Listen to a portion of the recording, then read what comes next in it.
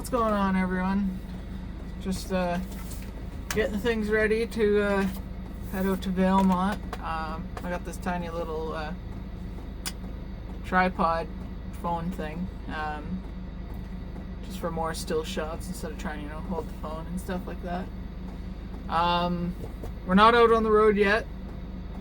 I'm recording this on Tuesday. I leave Thursday, at least this clip. Just because I plan on leaving super early and sort of wanted an introduction video. This is going to be a two-part video. So we're going to be heading up through Nordag. Probably going to take the Icefields Parkway, potentially, depending on the weather. It's supposed to snow the entire time out there, so they may shut down the road, but we'll see. But either way, whether we take the Icefields Parkway or I'll take the Forestry Trunk Road up to Hinton, I'll either fuel up in Jasper or Hinton and then carry on to Valemont. And then I haven't decided an exact campsite yet. There's a few I have in mind on both sides of Kinbasket Lake. Is essentially where we're going to be. Is either I'm going straight into the mountains or I'm going to go on the, I guess would be the west side of the lake. I know of a couple of good spots that I think would be really cool to camp at for a week, right along the lake. The other ones are right up in the mountains with an overview of the lake. But we'll see when that time comes. Doing a lot. When you see this, tomorrow will be the live, so Saturday the 20th. It's going to be my first live, so bear with me. I don't know how it'll go. I don't know if it'll work. We'll see. Never done a live before, so I don't know how to properly set one up. But if it works out, we'll keep doing them. I think the live would be a cool way to interact with some people and whatnot, so we'll see what comes of that. The new Jenny is amazing. So it's running right now. You hear my diesel heater over the Jenny. And that generator's been running since yesterday morning. Now, not consistently, but it's on we're about 15 or 16 hours on that tank of fuel now. So it's pretty good. Powers everything in here like I would like it to.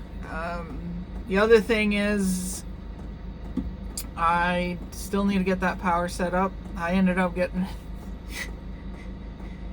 typical me fashion, I ended up getting a new phone to record on.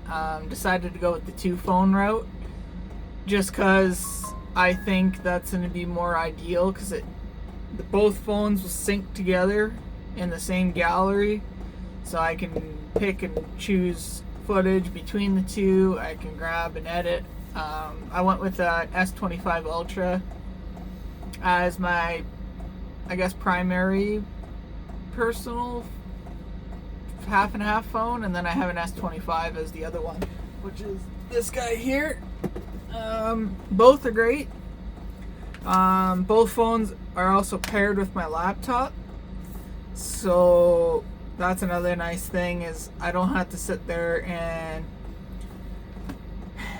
transfer to Google Drive or Google Photos or any of those cloud services or anything like that, and then put them on my laptop and then add them to an editing program. I can pull from my phones directly to my laptop, and then from my laptop to the editing software. So I skip a step altogether, which is going to be super nice. The other thing is all three are compatible under the same video coding, or whatever you want to call it anyways. The issue you have is recording, is a lot of devices record in high efficiency video codecs. I believe there's, don't quote me on that, but it's either way, it's a high efficiency video, so it changes the coding of the video format, and a lot of stuff isn't compatible with it. I ran into that with a lot of my past footage from like Whipsaw and all that stuff. I thought it was a laptop issue. It wasn't. It was just the coding that the video was recorded in, which means I just couldn't use the footage unless, of course, I was on my phone or something like that. So my drone and stuff like that, the coding's all changed to be compatible with anything. I reverted it back to the old coding. So I don't have to worry about any drone or anything like that. My GoPro as well is the same. It records in a coding format that is compatible with everything. Now the issue is the phone's still recording that high efficiency video. I tried changing the settings. For some reason, when it saves and you go to transfer it to, say, my laptop or someone else's phone, like, or other device, it still shows up in the high efficiency video. So maybe I'm doing something wrong. Not a big deal either way, because how I have my recording set up now is everything syncs together, so it doesn't matter what format it's in. I can still edit it, be on the phone, I can edit it on my laptop. My drone and GoPro both connect to my phones, so not a big deal there. Not that it would be anyways, but if I'm, say, with a group and I record some people doing some stuff or whatever, footage for someone else on my drone or my GoPro, because they're not in the high efficiency video formats anymore, I can share them to anyone and anyone can play them. So that's going to be super nice. I'm not in too many groups, but I would like to go on some group runs this winter. My main focus is work this winter, so next summer I can travel. My next big trip is going to be Tuktoyaktuk in the wintertime.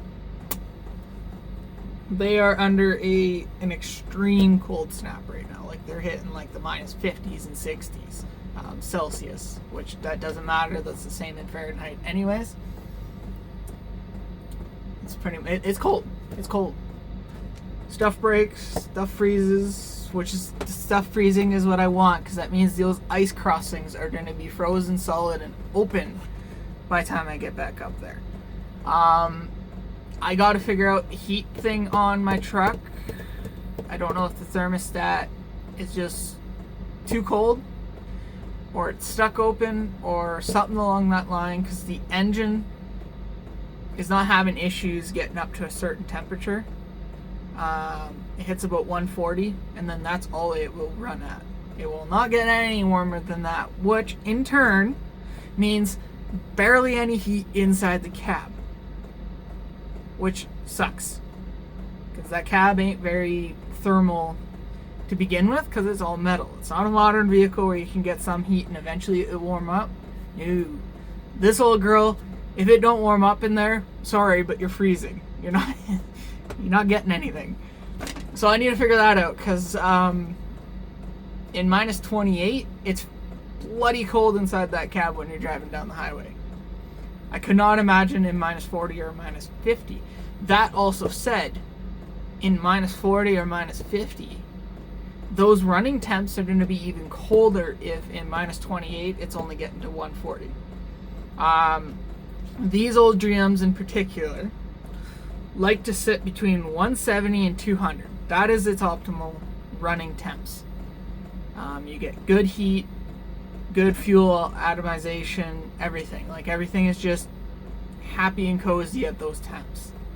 220 is starting to run pretty hot, and then 240 to 250 is your overheating, where you're starting to overheat. So, like, you don't got a lot of room there, but 170 to 200 is its peak optimal running temp range. You don't really want it hotter or colder than that, and in my case, I can't get it over 140. It's unfortunate. I got a coolant flush.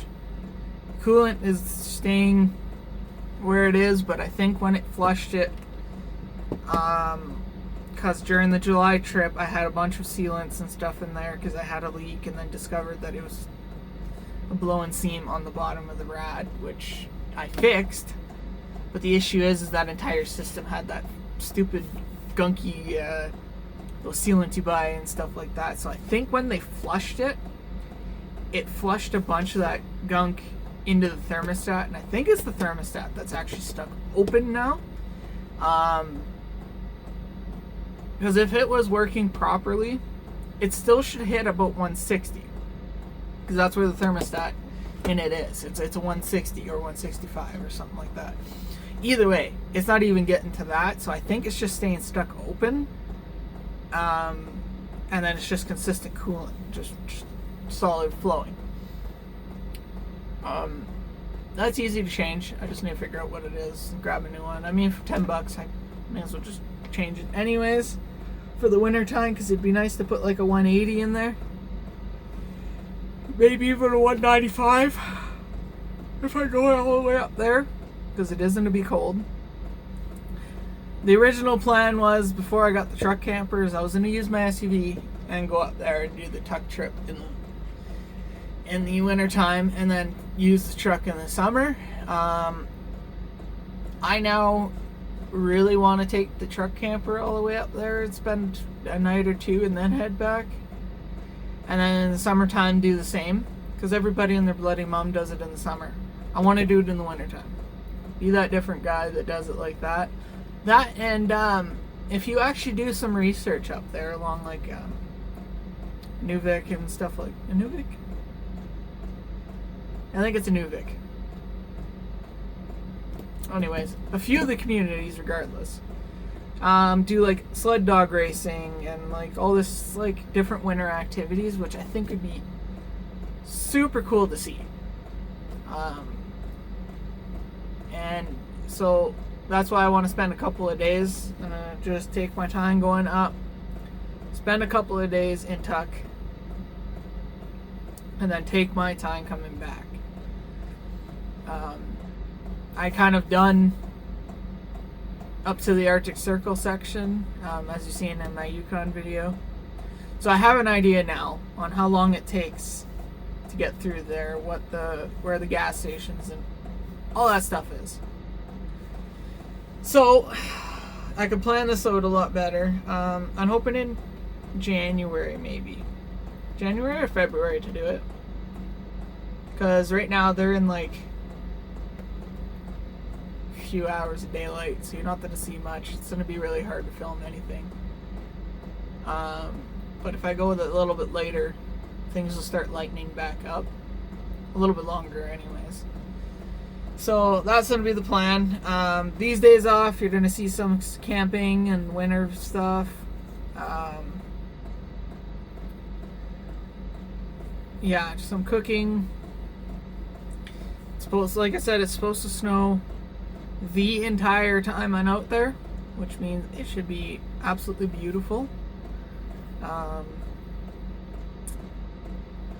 Yeah, I catch you as I take off. Right now, like I said, we're just getting things ready, so catch you when I hit the highway. Merry Christmas to me. The truck did not want to go anywhere. It blew the rad out.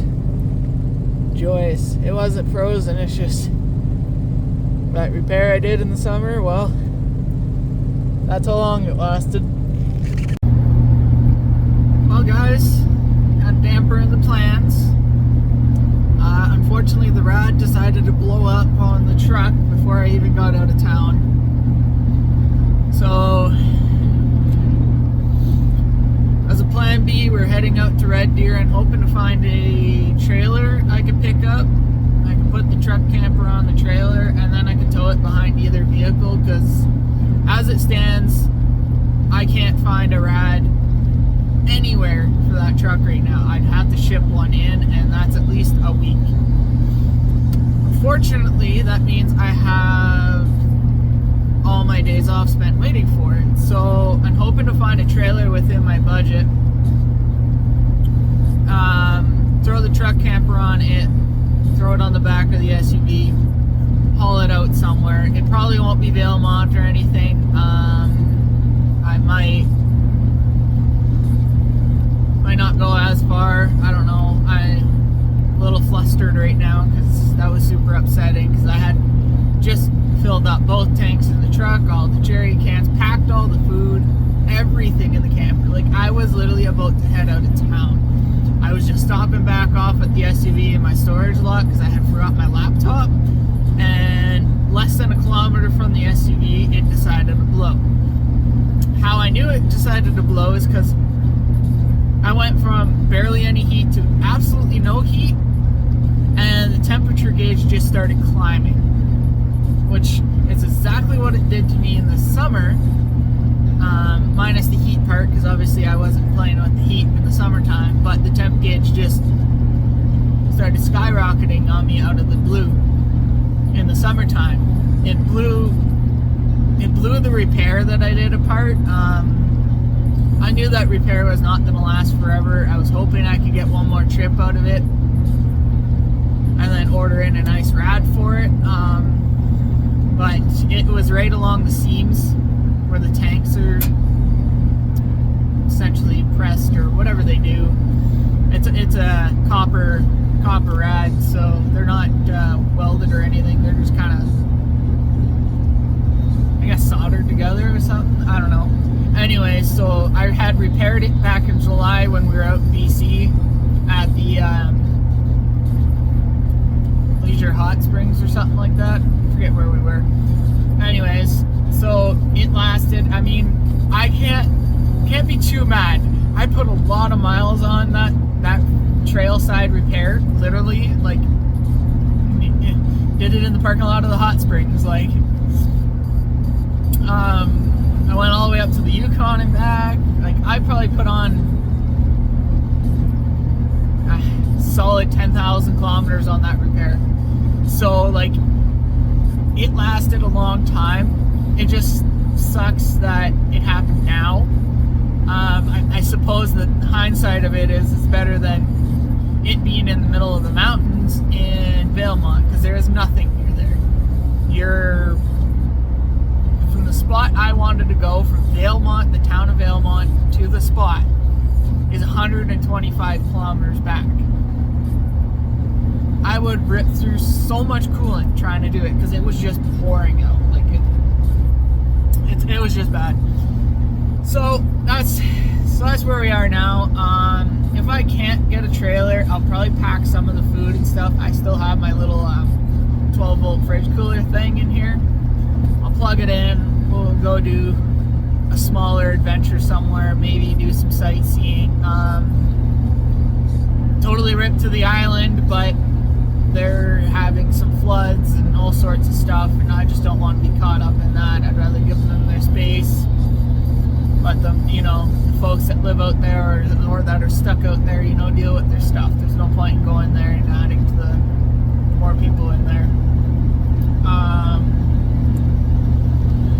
Yeah, so I haven't thought of what we're doing. I'm just kind of winging it here, going to Red Deer, see if I can find a trailer in my budget. If I can, I'll buy it, haul it back, I'll throw the camper on there. We'll be a day down, but I mean, it is what it is. There's nothing I can do about that now at this point. I tried sealing in the rad and stuff like that, which I was almost positive wasn't going to work because I knew exactly what happened. It blew the rest of that seam out, which is bound to happen eventually anyways.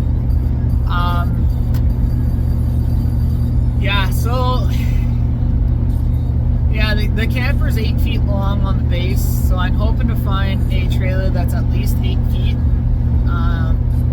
If I could find a longer one in my budget, that'd be even more ideal, because I'd like to have some of the decking in the front for storage. I'd like to put like gas cans and stuff like that there. If not, it is what it is. I'm just going to take what I can find. I could always sell it and put that money towards another better trailer down the road or whatever. It's just, yeah, it's, what can you do, right? Shit happens. Just poor timing, I guess. But, yeah, so this video is going to be a little all over the place. part 2 will have something. You're gonna see this today. I'm still gonna do the live tomorrow. I don't know if it's gonna be in the mountains or if I'm gonna be driving somewhere or what the scoop is right now. I haven't figured that out, but still gonna do the live. So if you want to join, give her, that'd be cool. Be awesome to get those going as a regular basis. I don't know if they'd be weekends or weekdays or something. I don't know. We'll see what works best for everyone. But for now, the first one's tomorrow. I believe I scheduled it for 6 p.m. Yeah, 6 p.m. So yeah, come join in. Hope to see you there. We'll chat, have some good times, stuff like that. And yeah, just go from there. Anyways, we'll catch you on the second half of the video when that gets uploaded next week. Well, we got a trailer. This time of year, they're not easy to find. It's going to be the exact size for the camper. I couldn't find anything bigger.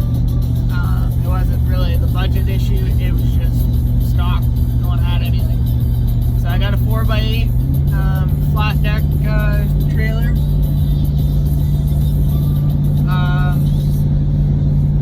It'll do. It'll get the camper on there. It'll hold it down. We're just heading back from Red Deer now and back towards the storage lot to go get the camper. Discovered my trailer plug on this SUV. I mean, it could be a number of things, but I'm pretty sure the terminals, they look really corroded, so it probably just needs to be cleaned for them to work. It's daytime, there's nothing on the trailer. You can see my taillight's fine on the SUV, so I'm not too stressed about getting it back, but before we go anywhere with the camper on there, that's something that has to be cleaned.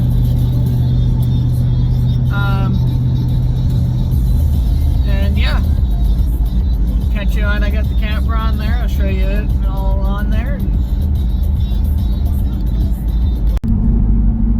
Alright guys, we're all hooked up. I didn't really get a walk around of the camper yet. It was getting late and I just wanted to hit the road.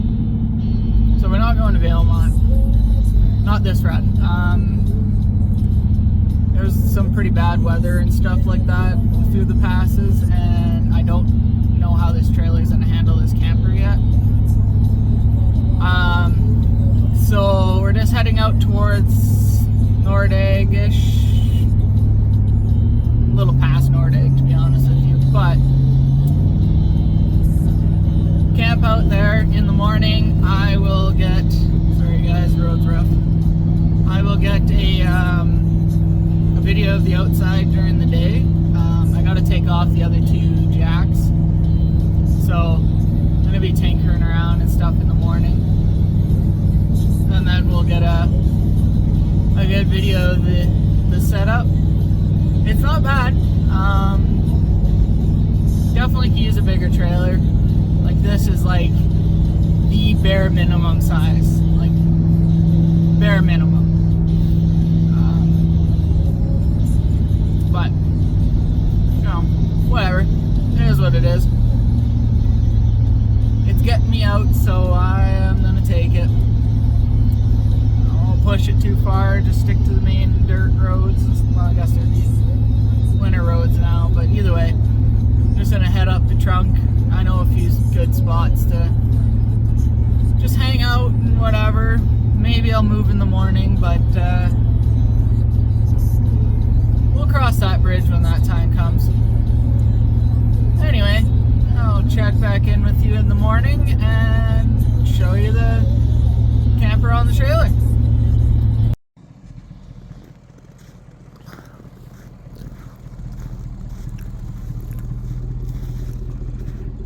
It suits it so well.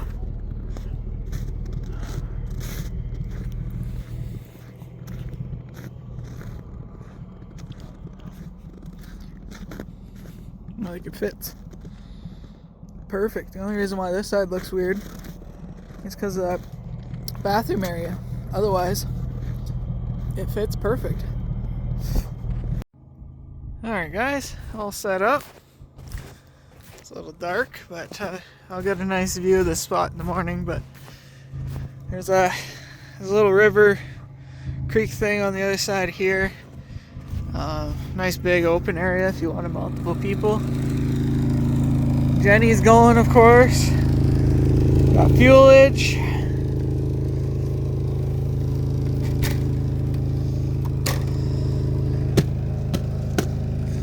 Got to kick the snow off the boots here. Yeah. Not too big of a mess this time, considering this thing was bouncing around back here. Well, good morning, everyone. Slept good, had the heated blanket on and everything. It didn't get super cold. It is now, it's minus 20, but it was like minus 8 overnight for the most part, and then it started dropping towards early hours of the morning. So I had the heat on low for most of the night. But either way, I slept good. Blanket's warm, heated blanket underneath that is also super warm, so I wasn't cold. Wake up to a nice little right outside here. Yeah, lovely backdrop. It's starting to snow even. Yeah, let's go take a look outside. Should have put my jacket on. It's chilly out here. That's where I came in.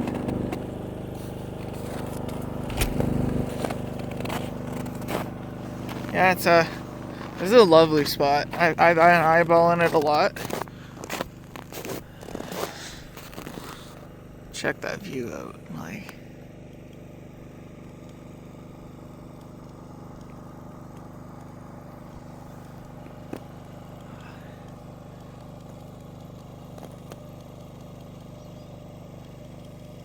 this is super nice of a spot. So, plan is I think we're gonna head out up to Hinton. I forgot some groceries and stuff that I realized that I'd like to have. I might just hang out here for the day and do that tomorrow. I don't know. Got the live stream coming up tomorrow evening, so I'd like to be situated before that. We'll figure something out to do today though anyways. And yeah, we'll catch you on the next video. Thanks for tuning in.